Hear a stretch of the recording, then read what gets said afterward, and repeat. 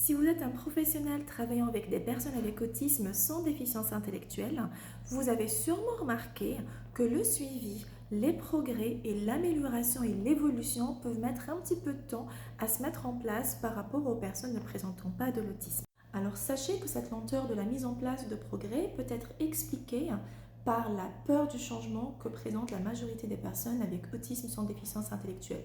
Qui dit peur du changement dit aussi peur du changement pour le meilleur. Donc si moi je suis une thérapie et que je veux être et je veux me sentir mieux, je veux aller au-delà de mes symptômes, je veux avoir moins de problèmes de sommeil, moins d'anxiété, etc., bah, c'est du changement. Et comme les personnes avec autisme présentent une anxiété face au changement, bah, cette anxiété va bloquer l'évolution de la thérapie. Aussi contradictoire que cela puisse paraître.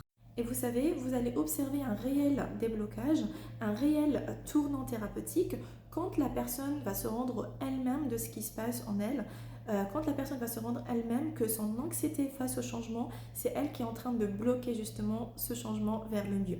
J'ai eu le cas récemment avec un patient qui m'avait dit clairement, vous savez, je sais pourquoi je n'avance pas assez, ou en tout cas j'avance pas aussi rapidement que j'aurais souhaité.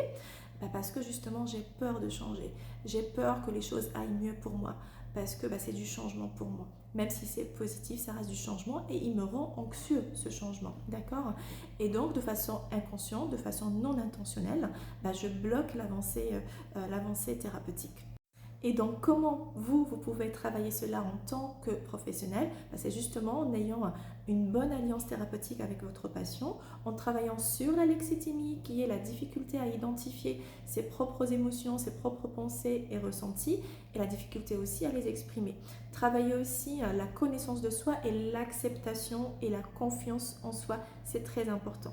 Donc, tout cela va faire en sorte que le patient soit plus à l'aise avec vous, plus confortable avec vous, et avec sa propre personne, il va mieux se connaître et mieux pouvoir exprimer ce qui se joue en lui, à l'intérieur de lui, et ce qui va vraiment l'aider à évoluer et à progresser dans la thérapie.